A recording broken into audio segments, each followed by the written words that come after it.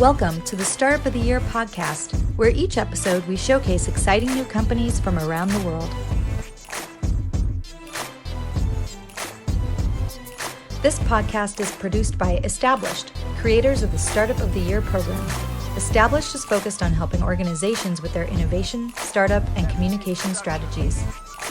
Welcome back to the Startup of the Year podcast. I'm John Gaidos, the COO of Established and the managing member of Established Ventures and the group behind Startup of the Year that also produces this very podcast. I'm filling in today for my longtime friend and colleague, Frank Gruber, who is currently preoccupied with moving into his new home, which, if you're like me, you know can be a rough and strenuous life event. So we wish him and his family the best of luck with the move, and we'll all see him back here on the next episode of the podcast. On today's episode, we hear Frank's chat with Deepen Parikh, who is one of the founding partners at Courtside Ventures. Courtside Ventures is an early-stage venture capital fund investing across sports, collectibles, wellness and fitness, and gaming, and they just announced their new $100 million fund, which is no small feat, I can assure you of that. So if you're like me, I'm very interested to hear about that journey. But before we dive into that interview, I want to again take a moment where we feature one of our alumni from our network. So on today's episode, that company is Wherewithal, who was a top 5 Startup of the Year Summit finalist in Memphis in 2019. And they're now selling their bras and undergarments at Nordstroms, which is a big deal. I believe they also have a patent that's pending for their innovations in undergarments. So congrats to them for all of their hard work, and we love to see when our alumni are out there doing big things in the world. So congrats. Learn more about them at shopwherewithal.com. Okay, now let's jump into Frank's conversation with Deepen Parikh. All right, Deepen, thanks so much for being here today on the podcast. Excited to talk to you about your company, your VC, and also kind of a little bit more about your background. And so thanks so much. Yeah, thanks for having me on, Frank. Appreciate it. All right. So for those unfamiliar with what you're up to with Courtside Ventures, can you give us just a high level what you've been up to and how you've been building that company for a little while here? Yeah, sure. So Courtside Ventures, we're an early stage fund, pre-seed through Series A. We really focus on 3 key areas, and that's sports, lifestyle, and gaming. In each of our funds, we're now investing out of our 3rd fund. In each of our funds, we dive in really heavily into a couple key areas within each of those verticals. And so Fund 1, we were looking heavily at media as it relates to sports and youth sports. Now in sports, we're looking heavily around sports betting and a couple key areas. So, we have to date invested, we have 80 active portfolio companies. We've invested in 8 different countries. And our goal is finding entrepreneurs in the earliest of stages and working with them through, the pre-seed seed A phase and helping them scale up. Very cool. Congratulations on your latest fund. I saw the news recently. It's Fund 3, $100 million fund. And really, that's a big effort. So congrats. Thank you. Appreciate it. It's certainly been a culmination of a couple things. I think just the evolution of our fund, our team, but also just the industries as a whole. I mean, when we first launched in 2016, we were one of the first funds to really be focused solely on these verticals. And in the belief we had in Fund 1, I don't think we would have expected in our wildest dreams that the markets would have grown as fast as they did and as much capital would have come into these markets over the last 7 years. Yeah, that's great. And we can talk about that in a minute, why that might have happened. But I noticed, and you mentioned a minute ago about the Fund 3 is really focused on betting, infrastructure, some 3D kind of generative AI, things like that. I noticed betting, and I know a lot of places, a lot of firms, that's in the vice clause, right? Like, so it may not be something that they'd invest in. So can you tell me a little bit more about how you've been working to find LPs that are, aligned with you on those different verticals?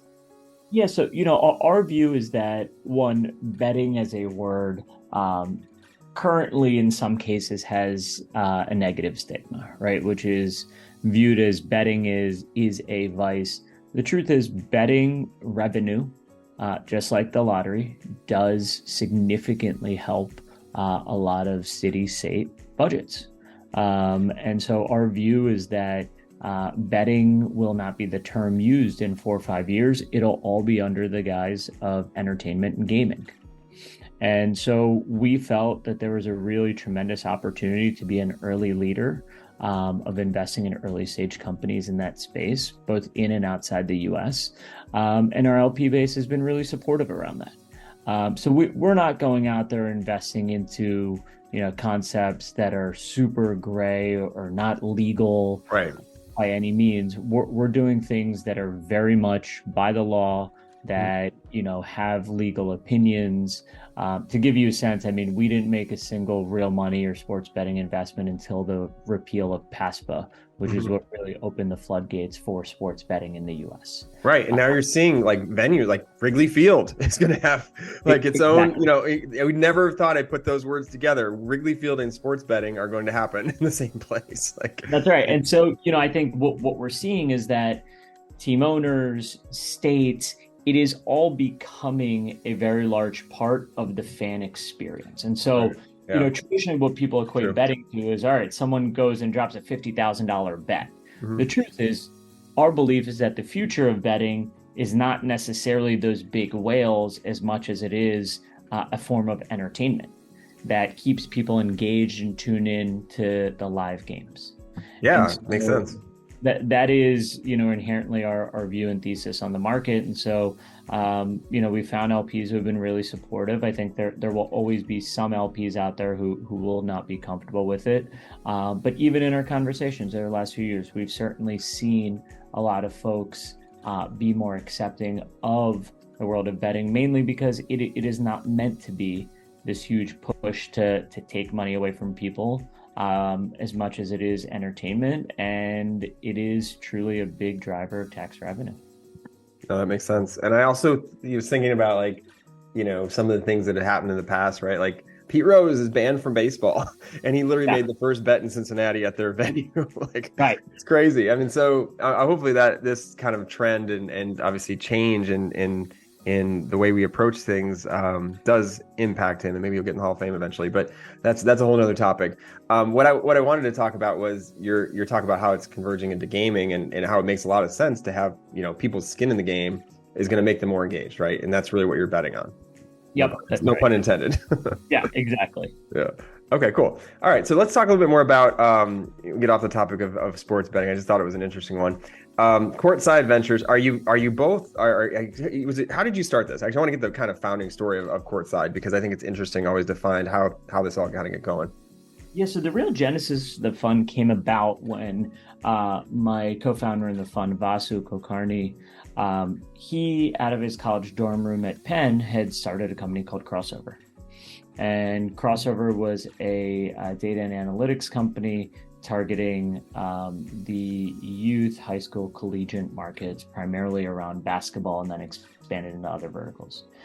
He ended up raising, $25 to $30 million for his business, but not a single one of those investors was considered an institutional VC. Sports was viewed as this category where it was really exciting, really fun, but not investable, if you will. And our view was that it wasn't so much that sports is an investable, it was just the definition of what falls under sports was perhaps not aligned with where the opportunities truly were. And so, our fund is not focused on investing into just pure sports tech.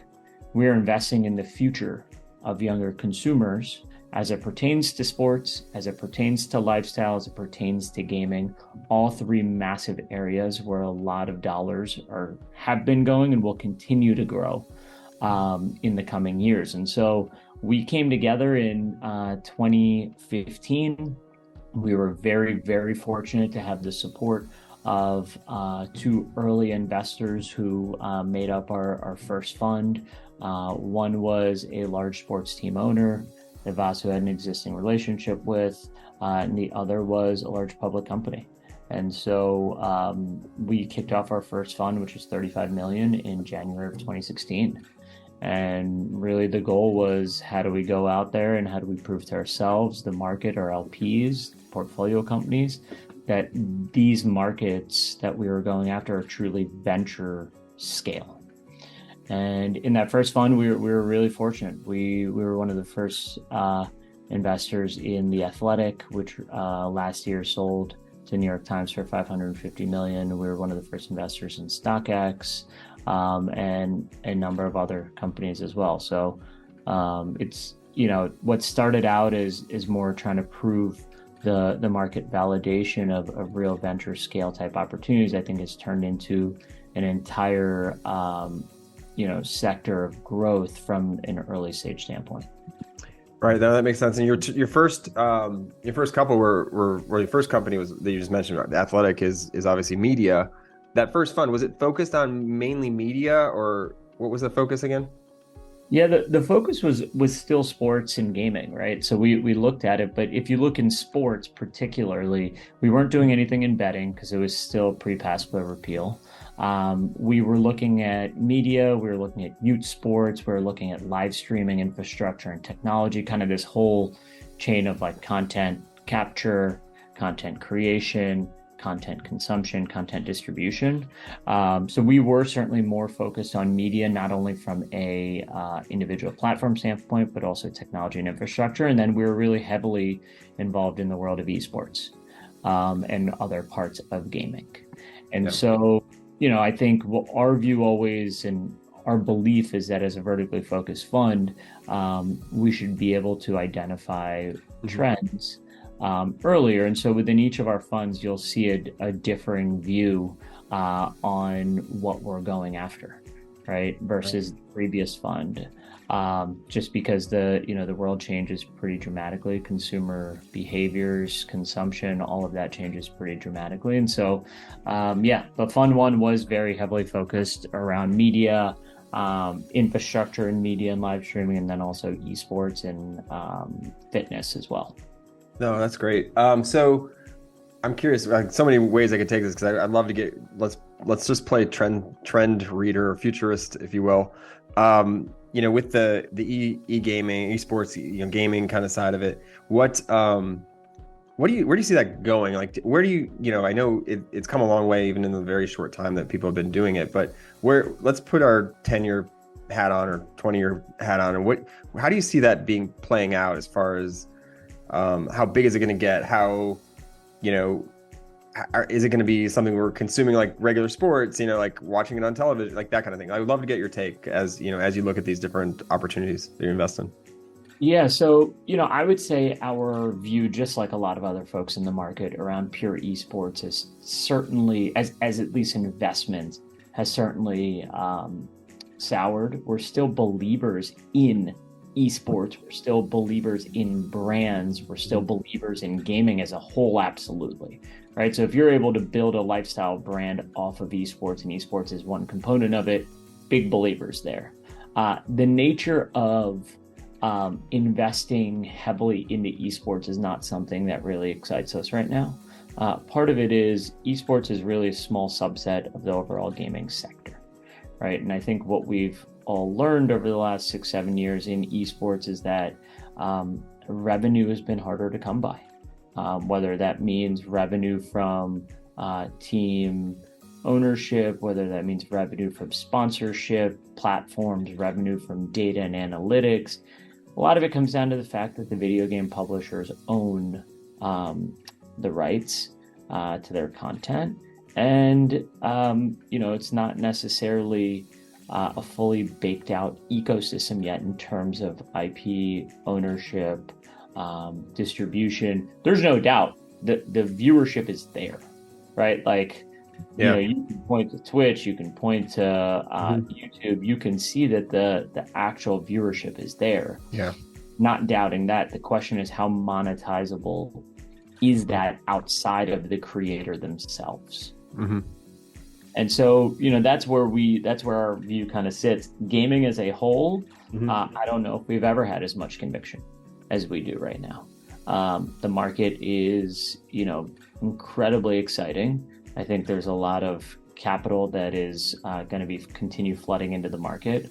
But gaming's a pretty wide market, right? You look at everything from console, PC, mobile, every part of the country or every part of the world functions differently from a gaming standpoint, right? Like you look at India where console penetration is, I mean, absolutely minuscule, but it's a mobile first economy where a lot of people, you know, don't even have computers and they're playing games in a completely different way than we're playing here. So that's what's exciting about gaming as a whole, because gaming is going to be pervasive in all parts of our lives, right? Like you can point to a dating app and say that that is gaming.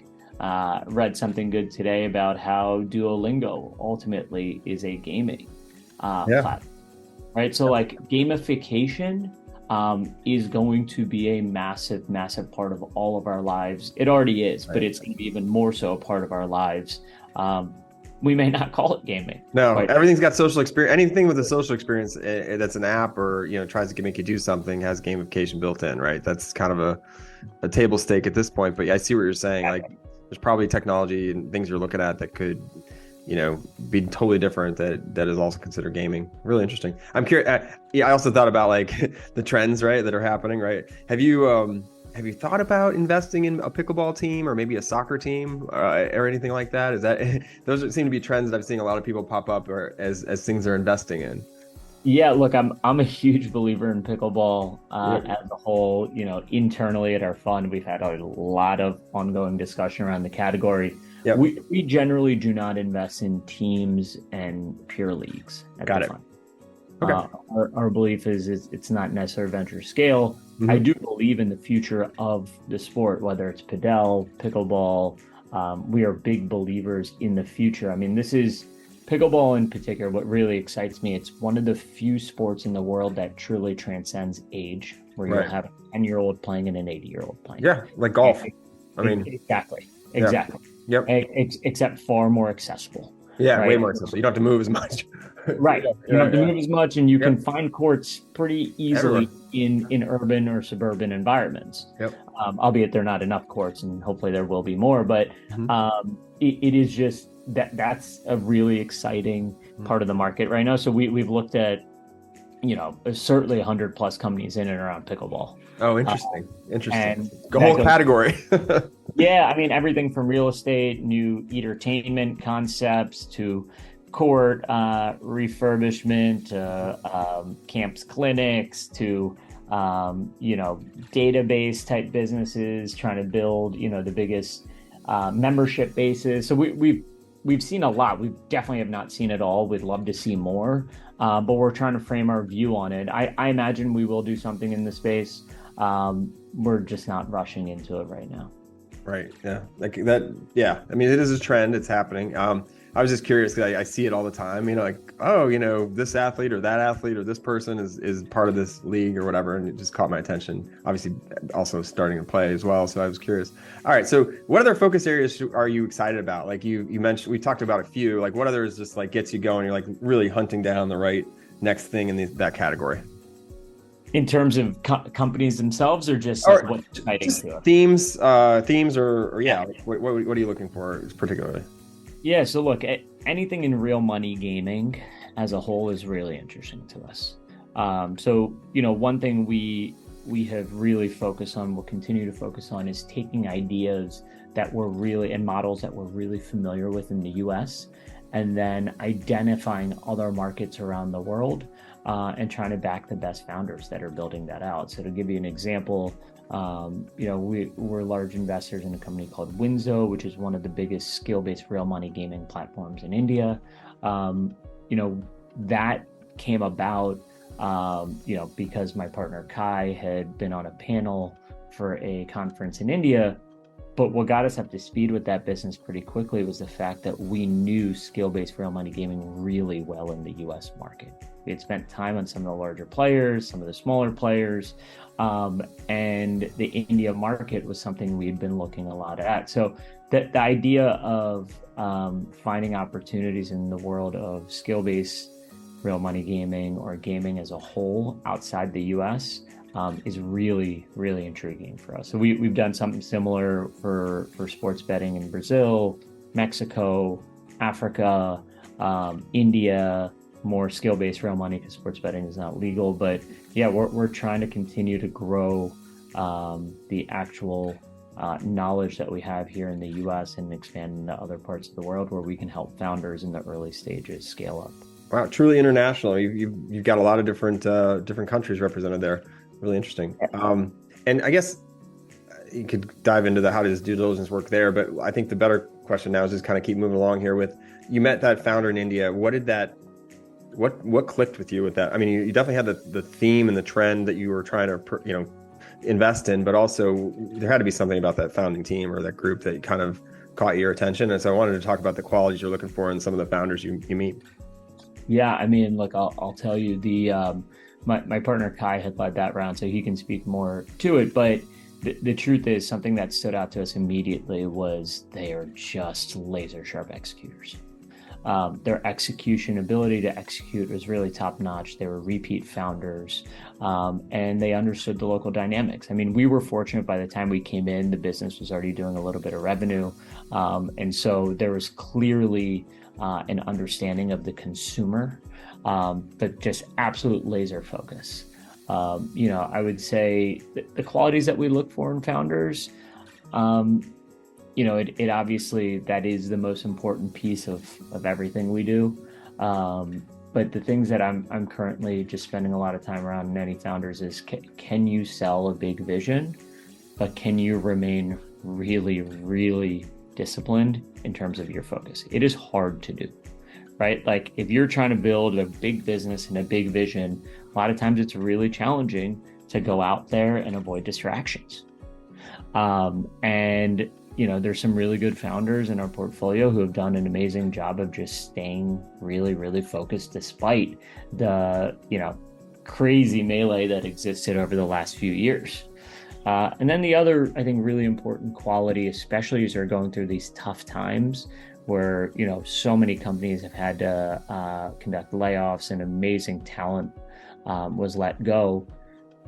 You got to have real empathy. I think empathy is a really underrated skill for early stage founders. If you are going to be able to sell a big vision, even if you do layoffs and for the remaining people at the company, you gotta speak to them in a way that is really empathetic, right? Like people's valuations are perhaps half of what they were or a quarter of what they were. People got to buy into your vision and they got to understand that you understand them. No, great points. Is there anything you could point a founder to kind of learn empathy or be more empathetic? Like anything you've seen or talked to other founders about? It's a good question. I mean, I think, look, for a lot of people, it comes inherently. For others, it's just experience. Being humbled creates empathy at the end of the day. And I think a lot of founders, whether your company has raised $1 billion or $10 million or $1 million, a lot of founders and VCs, ourselves included, absolutely, have been humbled over these last 9 months and will continue to be as the market continues to correct. And so I think that experience and having gone through a market like the one we're going through now will create more empathy. Great points there. And I was curious, as you close this $100 million round or fund 3, did you have any challenging times there with the markets, or is that not impacted because the folks you're working with didn't really see the blip? Just wanted to understand that a little bit more, and then I guess talk about some of the more challenging things you've had to deal with as an investor. Man, I would absolutely be lying if I said we did not have challenges along the way. Fundraising is tough, right? Like every VC should go through it every 3 years, which we do, 2-3 years, to recognize that it is a challenging journey that every founder must go through. And so for us, absolutely, there are challenges. We started raising and the markets were flying pretty high when we first started raising. And then, we had the correction come April. And so, trying to make it through that and close a fund was not, or announce a fund was not easy. I think we're in a good position right now. And, timing and luck is a big factor. Had we started 6 months later, I don't know if we would have gotten to the stage we're currently at in terms of announcing our fund. I think the fact that we were able to start when we did, and we had some really good exits in our first fund, so we had some real DPI to show. Those were real competitive advantages for us to go out and get this fund done. Right. Yeah, definitely. I mean, the Athletic, obviously, big exit. There were other things that do you think that's the biggest thing that kind of helped you the most? Or what do you think the biggest thing with your track record was that kind of helped you get that over the finish line? Yeah, I think a couple things. One, exits are always, there's nothing bigger than being able to give LPs capital back to get more LPs excited about investing into your fund. And so the exit, the Athletic was certainly the biggest driver for us. We had a couple other really good exits, secondary transactions, stuff like that also helped us return quite a bit of capital. And in addition to that, I think being around for a little while helps, right? Like I can point directly to our evolution between Fund 1, Fund 2, Fund 3. We made a lot of mistakes along the way, but it's pretty, clear to us to see certain areas where we improved over time in our fundraise. And it made us hopefully not only more attractive, but also created more trust because we've been in market longer. And then the third piece is, identifying people who are actually high conversion LPs, right? For us, if you have no interest in sports, gaming, the world of collectibles, like we're not a fit at the end of the day. And so a lot of times you try to convince people, of your verticals, but if there's not a genuine interest or people want exposure to these markets, you're just going to be in that game of trying to convince people over and over, and it just takes a long time. Yeah, that makes sense as well. As in it's like you're fishing, right? You're fishing where the fish are versus trying to, exactly, create the pond and put the fish in there. Yep. Yeah. So okay, so that's really interesting. I think we're almost at time, and I could keep talking to you for hours. I'm a huge sports fan too. We didn't talk about sports that much, other than kind of the things that you're investing in. Are you a sports fan? And if so, what are your teams? Huge sports fan, man. This is certainly the closest that I'm going to get to playing any sport professionally. And so, I grew up a diehard sports fan, played every sport growing up. It was one of those, really fortuitous situations. I mean, every time I talk to my parents about work, they're always like, man, like, this is your dream, right? And the truth is, it is. Obviously, it is a job at the same time, but there's real passion there. And so personally, I grew up in the Baltimore, Maryland area, about 20 minutes outside Baltimore, diehard Ravens fan. And we'll continue to be trying to convince my young kids to also be Ravens fans. We'll see how that pans out. The Ravens, Orioles, went to University of Maryland, so I'm a big Terps fan. Nice. And then Caps and also Nationals as well. So, kind of play that Maryland, DC, Virginia corridor. Yep, a lot of great teams there. A lot of enthusiasts as well with you there. So big region, a lot of good sports. So that's great to hear. So where do you see it going here? We got a few minutes left. You've been doing this for about, what is it now, 7 years ish, right? If we it depends how you count it, right? Where do you see it going in the next 5 to 10? Where do you want to take Courtside Ventures? Yeah, I mean, look, I think every fund you announce, people often ask, like, how big is your next fund going to be? And the truth is, we don't really have the aspiration of raising our next fund being a $500, $750 million, $1 billion fund. I think at the end of the day, we're early stage investors. That's what we like to do. That's where we think our real expertise and value add is. And so our hope is that we continue to raise funds that, in this size range, whether that's, 100, 150, maybe up 200, but, really not trying to go and build massively large individual funds. because we want to stay early stage focused as much as we possibly can, because we think that's where the biggest opportunities are. Right. I mean, yeah. So next up, you got anything you wanted to share with our audience that we didn't talk about? We talked about a lot of different things, but anything coming up or ways they can better get in touch with you if they've got a startup that maybe fits the right criteria, anything like that? Yeah, please always reach out. You can either go to our site, courtsidevc.com, and find my information, or my email directly is just Deepen, Deepen @courtsidevc.com.